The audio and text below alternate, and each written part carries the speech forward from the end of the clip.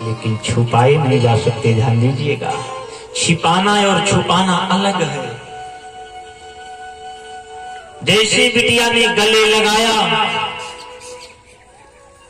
बेटी के हाथ की पकड़, पंजे की अंगुलियां उस कटे हुए जख्म पर लगी। बाप सी कर उठा, बिटिया हट गई। क्या हुआ बाबूजी? दर्द को पी गया बाप। कहा नहीं कुछ नहीं बिटिया, ऐसे ही। लेकिन देखती क्या है बेटी कि अंगुलियों की शुरुआत में खून के कुछ बूंद लगे हुए हैं। उस समझने में देर नहीं लगा कि मेरे बाप के शरीर से खून निकल रहे हैं। चादर खींची और देखती है क्या कि पीठ में दोनों जगह रस्सी के घाट पड़े हैं, कटे हुए खून निकल रहे हैं। बेटी ने पूछा बाबूजी ये कैसे हो गया? बाप बहाना बनाना शुरू किया, गिर गए। बोली नहीं नहीं सच बताइएगा। एक हाथ उठाया और उठाकर अपने माथ पर रख दिया। कहा आपको मेरी सौगंध है बाबूजी, बताइए ये जख्म कैसे है?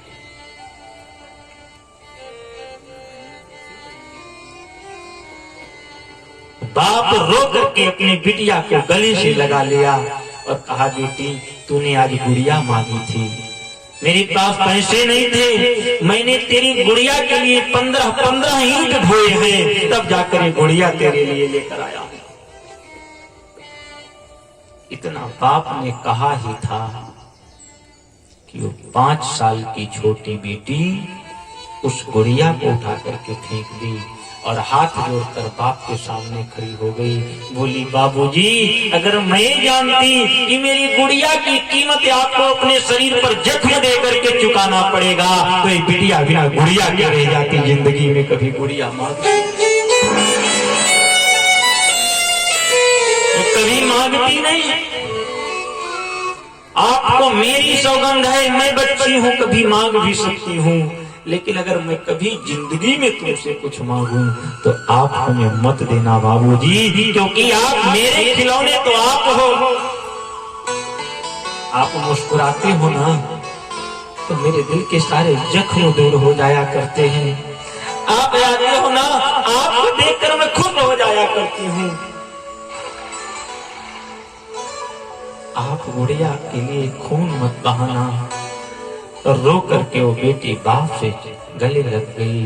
अब बताओ, जिस बेटी को एक गुड़िया देने के लिए बाप अपने सीने पर जख्म लेता है, जब वही गुड़िया घर छोड़कर दूसरे के घर जाने लगती है तो बाप के दिल पर क्या बीतती होगी।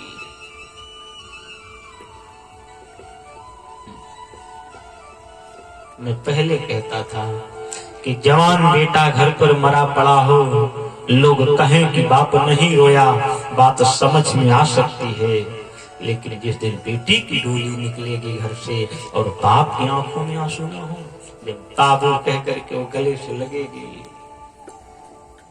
बाबू कह के गले से लगेगी और गले से लगने के बाद चिपक करके रोएगी कि तुम्हारी आदत बड़ी गड़बड़ है, समय से दवा नहीं लेते हो, मेरे जाने के बाद आपके पीछे दवा का टेबलेट लेकर दौड़ने वाला कोई नहीं बचेगा, इसलिए बाबूजी समय पर अपना ख्याल रखना। कभी कभी पूरा दिन बीत जाता है, आप भोजन नहीं करते, अरे कौन होगा जो तुम्हें पीछे पीछे थाली लेकर दौड़ेगा।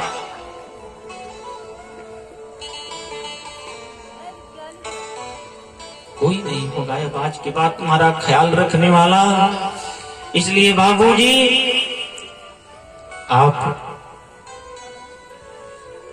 समय पर भोजन कर लीजिएगा।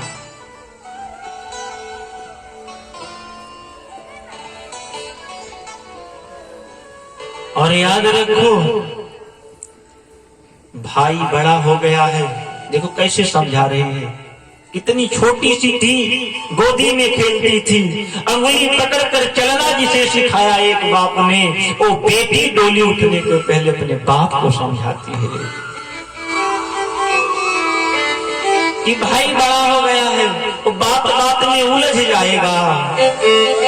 इसलिए ऐसी परिस्थिति अगर कभी घर में बन जाए तो पिताजी आप ही वहां से हट जाइएगा।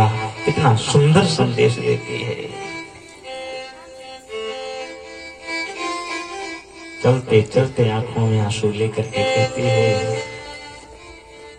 अरे बाबुल तेरे आंगन की मैं तो एक चिड़िया रे। बाबुल तेरे आंगन की मैं तो एक चिड़िया रे। रात भर बसेरा है, रात भर बसेरा है, सुबह उड़ना है। रात भर बसेरा है, सुबह उड़ना है। बाबुल लाए